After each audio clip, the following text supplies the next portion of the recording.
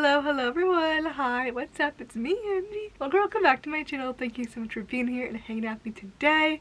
Appreciate you so much for being here. So today's video is part 2 of the album Preacher's Daughter by Ethel Cain. If you haven't seen part 1, I'll link it up here in the eye or put it in the description for you to check out. Definitely check that out if you haven't watched it yet before watching this video. I'm going to be going through song 7 to song 13 today. The first half was so good. Intense, but good.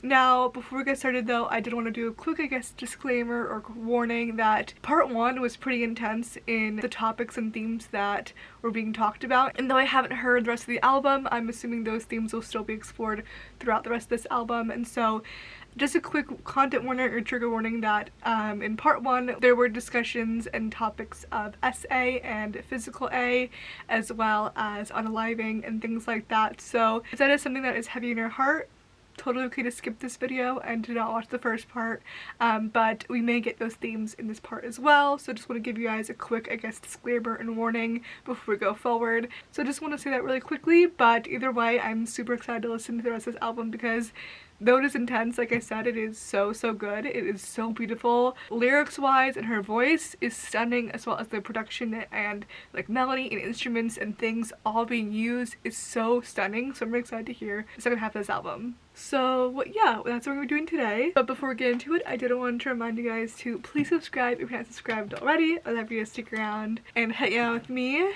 I do lots of music and makeup videos. That's what this is. This is another episode of Music and Makeup, which is where I basically sit down and listen and react and give my thoughts and commentary to new or old music, usually old music that's new to me, and that's what we're doing today with Ethel Cain's album Preacher's Daughter. So give this video a thumbs up, subscribe if you'd like, but let's just get into it.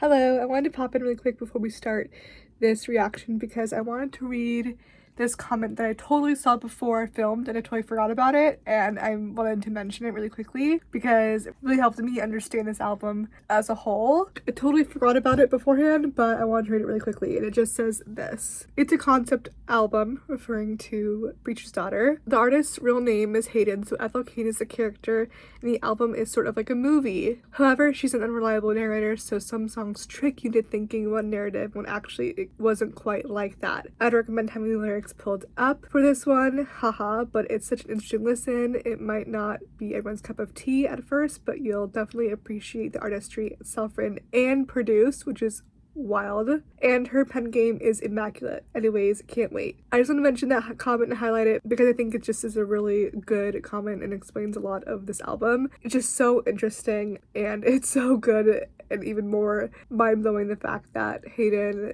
self-wrote and self-produced this album. Her pen game is indeed immaculate, so I just want to mention that. Yeah, okay, let's get into the album now. I just want to get into it. Song 7 is called Thoroughfare? Thoroughfare. Thoroughfare. Okay. A road or path forming a route between two places. Okay. This song is very long. It sits at 9 minutes and 27 seconds. You fell in love with America, and by 17 you knew you had to see it all. Oh my god, her voice is stunning. You had to get out and go chasing that sweet call. Harmonicas? I love harmonicas in a song. You fell in love with America when you were 12 years old, and by 17 you had to see it all. So this person that she's talking about or talking to or telling a story about really loved to travel. You loved your dad and the love he had for your mother, so you had to get out and go chasing its sweet call. This person saw a really loving relationship between their parents. So what is chasing its sweet call? Like chasing the call of love? So you had to go out and like go explore the world, travel, and experience all different types of love? Is that what that means? I met you there in Texas somewhere on the thoroughfare. I didn't trust no one, but you said, baby, don't run, I'll take you anywhere. So I hopped right in, and you said Okay, whoa, hold on. So this person that she's talking about is someone that she knows, obviously, and says, I met you in Texas somewhere on the thoroughfare. Yeah, on the side of the road. Interesting. So she's telling the story of this person that she met when she was hitchhiking, basically, traveling herself. They were both traveling. I like how she starts it with the story of this person and how they grew up, and then going into how she met them in the second verse. Really beautiful songwriting. In the second verse, we figure out the relationship to her, the songwriter and the singer or narrator. I didn't trust no one but you. Said, baby, don't run, I'll take you anywhere. So I hopped right in out of luck to spend, and at least your truck beats walking. This feels like I'm like reading a book. Stunning writing. 'Cause love's out there and I can't leave it be. And I said, honey, love's never meant much to me. But I'll come with you if you're sure it's what you need. Oh my god. This is like really cute. This is actually really cute. And it's kind of Western sounding. Kind of reminds me of the song like Western Nights. 'Cause for the first time since I was a child, I could see a man who wasn't angry. And he said, it's been now that I met you, I finally know just where I'm headed. When she says, like, I started to see you differently as we made our way through, as we made our way looking for your lover. She says, but in motel rooms, I started to see you differently because for the first time since I was a child, I could see a man who wasn't angry. We know that Ethel dealt with a lot of abuse in her life growing up from her father, so this feels like a new type of love for her, which must be so peaceful to find. And he says even meeting her felt like fate and felt like love too, in a way. But now that I met you, I finally know where I'm heading. You're my home, basically. Interesting, kind of with the whole theme of them being on this like almost road trip, but not really seeming to have a home, but like their home is each other. Hot press for it and sweating. You said, hey, do you wanna see the West with me?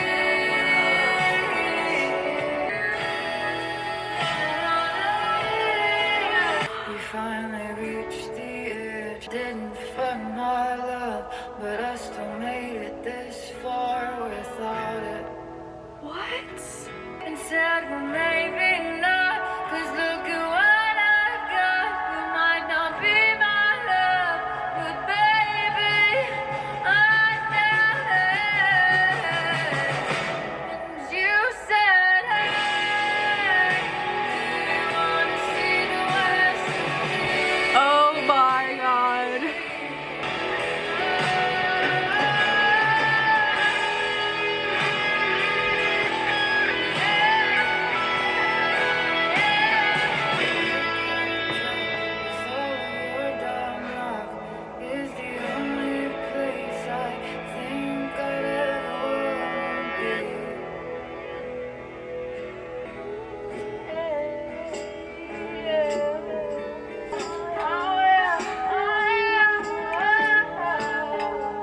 Tambourine and Scatla jam session.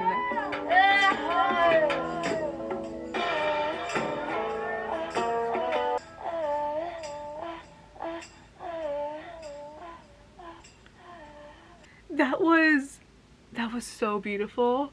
Like, I literally could have cried. That was more than a song. What the hell? That felt like I was just transported.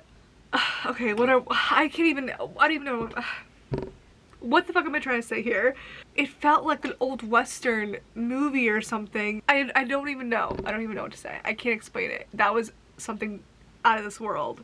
It says in the About section on Genius that Act 2 of the album begins with Thoroughfare. Ethel, having run away from home, meets charming Isaiah, who offers her a ride. Together they drive from Texas to California. Over the course of the trip, they find themselves attracted to one another. It's like this kind of road trippy kind of song. I can literally see it like in a movie over like a road trip of two people falling in love. Like, I can see it. It's so cool. It kind of reminds me a little bit of like that movie, is it On the Road? It's based off that book, I think. The movie has Kristen Stewart in it. But let's go on to the next song, which is called Gibson Girl.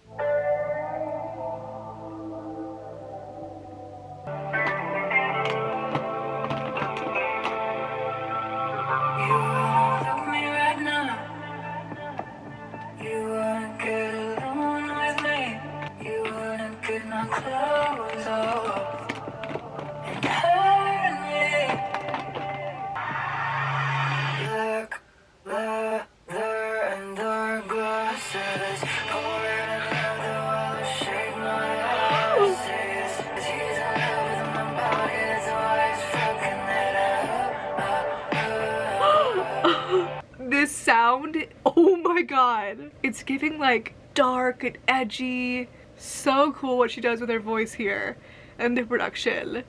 So it seems like she's like hooking up with someone basically. Maybe she's like in a club with them or something. And she says obsession with money, addicted to drugs, says he's in love with my body, that's why he's effing it up. So maybe this guy's kind of like a bad boy, which we've heard about a little bit in the first half of the album. Maybe if it feels good, then it can't be bad. You wanna fuck me right now? You wanna see me on my knees? You wanna rip these clothes off and hurt me? Oh my god, so interesting that she relates being intimate with someone to being hurt.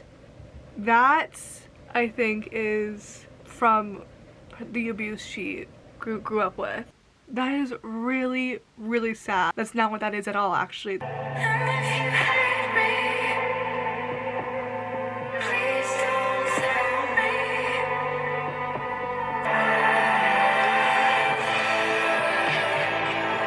Don't let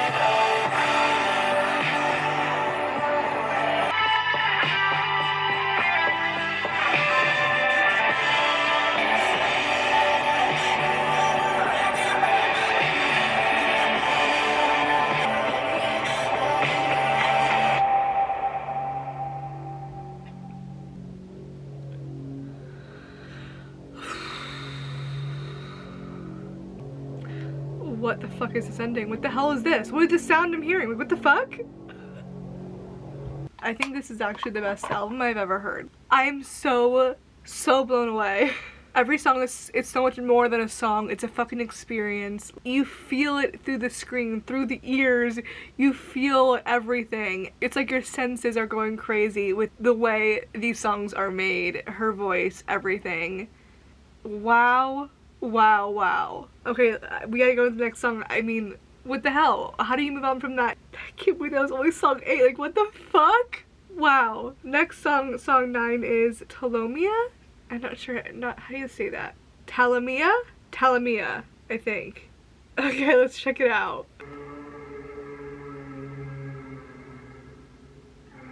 God, what the fuck? It sounds like a scary movie. Ew, I don't like the sound. I followed you in.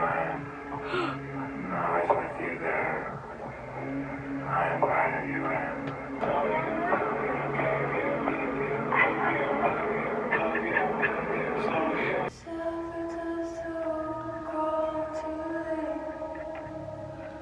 What in the world is this?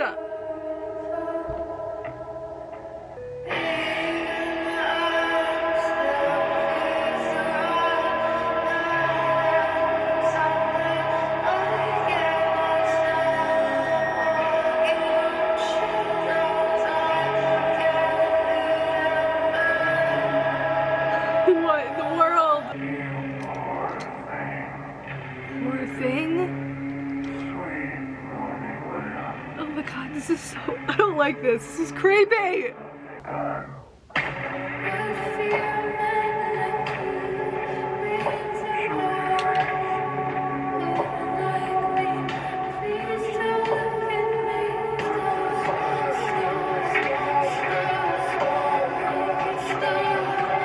Oh my god!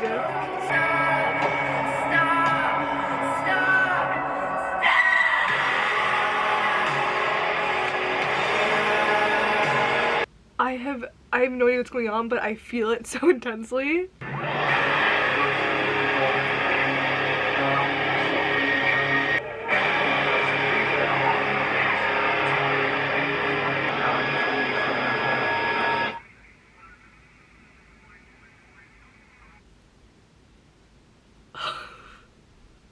Like, what am I supposed to say? Like, what the fuck was that? That was so good, but so scary. I don't think I can even begin to comprehend what the fuck I just heard and what the song is about. The about section says, under the influence of Isaiah's drugs. Oh, Isaiah from before. Ethel begins to hallucinate. She confronts the darkness. The song name is inspired from Alighieri's Divine Comedy, specifically Dante's Inferno. Ptolemaea, named after Ptolemaea, is a circle of hell in which the traitorous reside. Maybe this is a reference to Ethel abandoning her family and faith, only to be met with a wrath far worse. Okay, yeah, that definitely sounded like hell. You do well to say yes to me. Oh, he's not this nice guy that we thought he was before. And then she yells, stop, stop, stop. So, like, is he abusing her? Oh my god. Blessed be daughters of Cain, bound to suffering. Oh my god. Alright, let's just go to the next one. Holy crap. August Underground.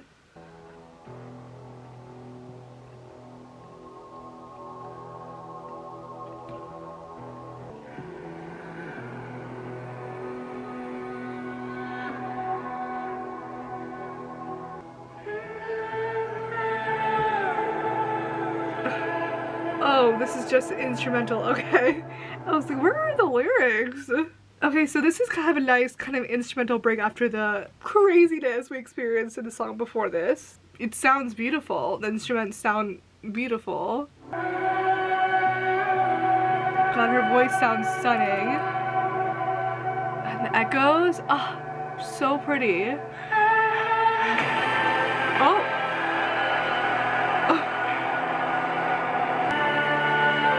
God, all the like static and shit. Oh, it's so cool. It sounds so intense.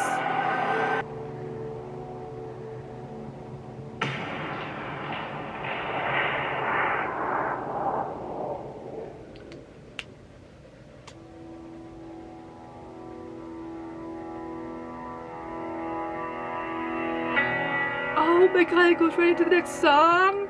That is so cool. I don't know what the last song was about. Ethel wastes away in the attic of an abandoned shack in the woods of Northern California. As Isaiah reveals his truest nature, she accepts her fate and faces the end. This is a reference to the infamous snuff film of the same name? What the fuck is a snuff film? Ew, God. That's what that is. Okay. Does she die at the hands of Isaiah? And that's why we heard at the end of those footsteps. Oh my god, oh my god, oh my god. Obviously, I know this is not real. She's not dead. But like, what the hell? Okay, we go right into song 11, which is called televangelism, which is, I'm pretty sure, isn't that like a religion or something? An evangelist who conducts regularly televised religious programs. A person who seeks to convert others to the Christian faith. Okay, okay. Oh, this is another instrumental?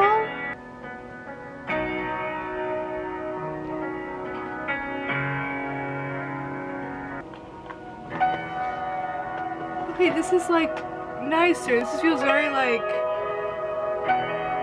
free.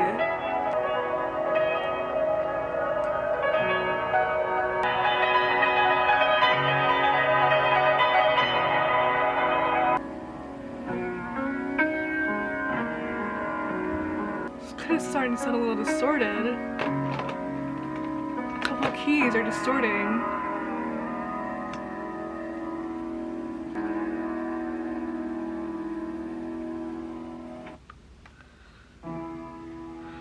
Oh, then to the next one. Okay, hold on. I don't know how many times I've said this, but wow, what experience this album is.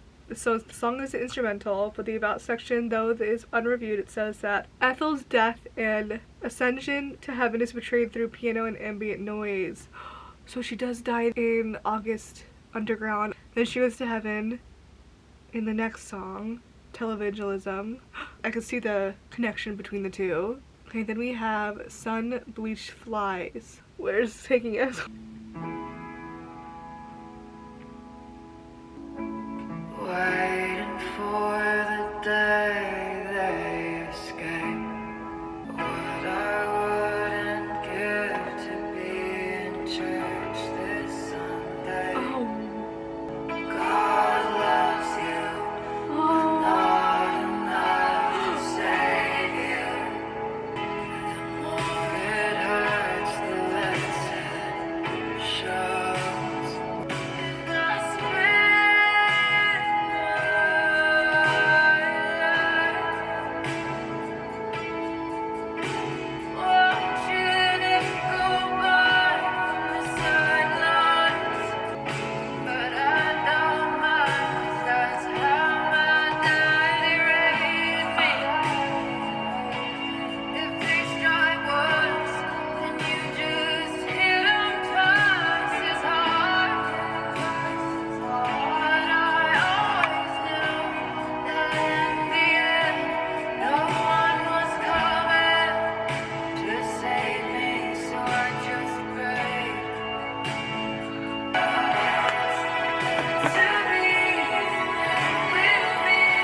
It almost sounds like a church song.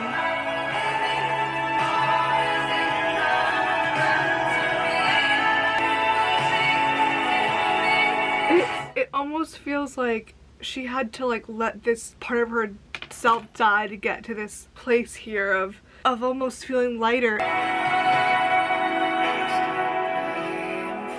that house in Nebraska. The house in By the Mexico? highway out on the edge of town.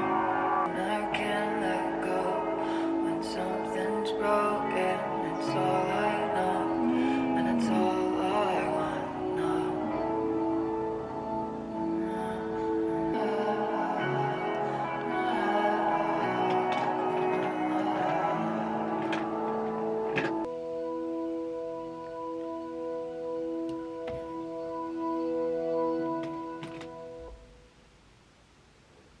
Wow.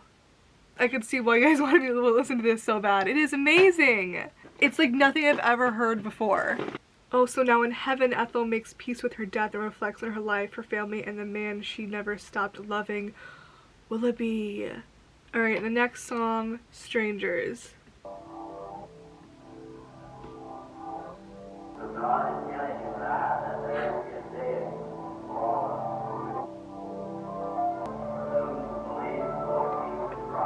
Okay, so we have another, like, sounds like someone's preaching a sermon, which I feel like we kind of heard in the first song a little bit.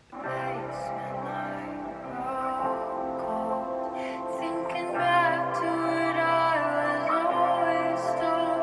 Don't talk to strangers or you might fall in love. Handsome walking over to me now. I try to be good, and I know God, and I know God. With my memory restricted to a power that never dies. I just wanted to be yours. Can I be yours? In your basement I grow cold, thinking back to what I was always told, don't talk to a stranger, fall in love. And that's what happened. She talked to a stranger. She talked to Isaiah, I think, and she did fall in love, and then that turned out to be another toxic love. I tried to be good, but am I no good? I tried to be good. I tried to look for love. All these men in my life just took advantage of me. I just wanted to be yours. Just tell me I'm yours. When my mother sees me on the side of a milk carton and when Dixie's dairy, I should cry and wait up for me. Oh my god, yeah, because she ran away.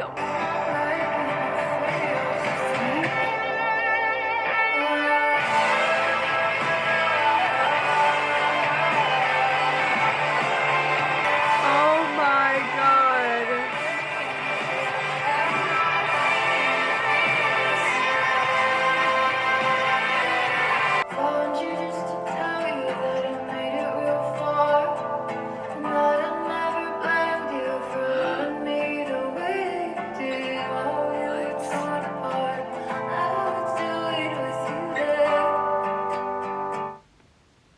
she making sick? And what is she talking about here in this outro? If I'm turning your stomach and I'm making you sick, am I making you sick? Cannibalism? And Isaiah has food poisoning from Ethel's body, causing the feeling of her turning in his stomach and making him feel ill. I didn't think that when she said, "You're handsome when I'm all over your mouth," was like literally. I thought it was like an innuendo or something. Found you just to tell you that I made it this far and I never blamed you for loving me the way you did. Ethel meeting her father in the afterlife. That's right, because he died.